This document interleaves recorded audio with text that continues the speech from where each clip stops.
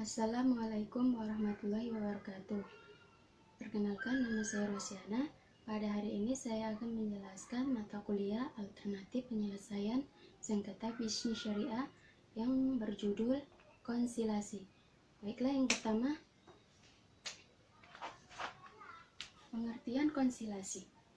Konsilasi adalah suatu metode penyelesaian sengketa dengan menyerahkan kepada konsiliator untuk menjelaskan dan menguraikan berbagai fakta serta membuat ulasan keputusan penyelesaian, namun usulan keputusan tersebut sifatnya tidak mengikat. Sesuai dengan pasal 1 ayat 13 Undang-Undang PPHI, konsilasi hanya berwenang menangani perselisihan kepentingan, perselisihan PHK, dan perselisihan serikat pekerjaan.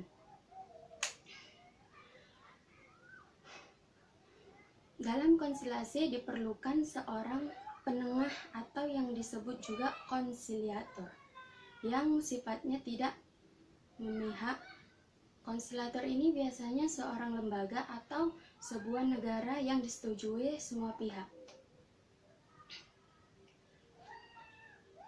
Konsiliator yang ditunjuk berhak dan memiliki kewenangan untuk menyampaikan pendapatnya mengenai perselisihan yang terjadi, akan tetapi ia tidak berhak mengambil keputusan akhir atas perselisihan yang terjadi karena merupakan seorang penengah. Seorang konsilator itu sangat diharapkan dapat memberi masukan atau pendapat yang dapat membantu menyelesaikan perselisihan. Yang kedua,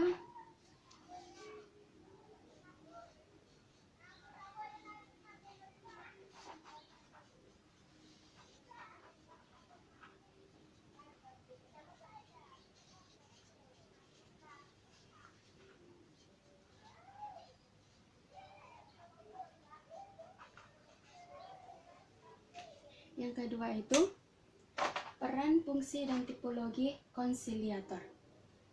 Peran konsiliator. Peran konsiliator yang pertama, konsiliator mengeluarkan anjuran tertulis dalam waktu selambat-lambatnya 10 hari sejak sidang konsiliasi putus. Yang kedua, peran yang kedua, para pihak harus sudah memberikan jawaban tertulis kepada konsiliator yang isinya menyetujui atau melakukan anjuran dalam waktu selambat-lambatnya 10 hari sejak menerima anjuran. Peran yang ketiga, pihak yang tidak memberikan jawaban atau pendapatnya dianggap menolak anjuran. Peran yang keempat yaitu terhadap anjuran konsiliator, apabila para pihak menyetujui, maka dalam waktu selambat-lambatnya 3 hari kerja sejak anjuran disetujui. Yang kedua, fungsi konsiliator. Fungsi konsiliator untuk menyampaikan tentang duduk persoalan, memberikan saran-saran yang meliputi keuntungan, kerugian, dan mengupayakan tercapainya suatu kesepakatan kepada pihak-pihak yang bersengketa untuk menyelesaikan sengketa. Selanjutnya, tipologi konsiliator.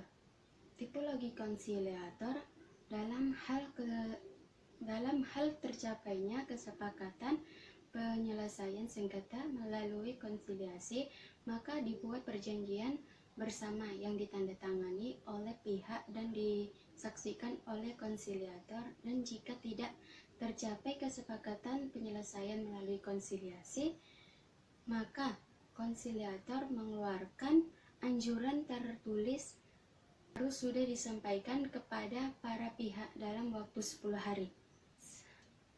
Selanjutnya, proses tahapan dalam konsilasi.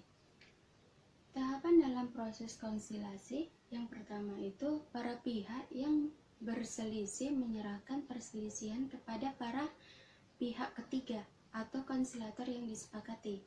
Yang kedua, kemudian konsiliator akan mendengarkan keterangan lisan dari para pihak yang berselisih mengenai perselisihan yang terjadi. Yang ketiga itu, berdasarkan keterangan-keterangan tersebut, konsiliator akan membuat laporan yang berisi kesimpulan dan saran mengenai penyelesaian perselisihan.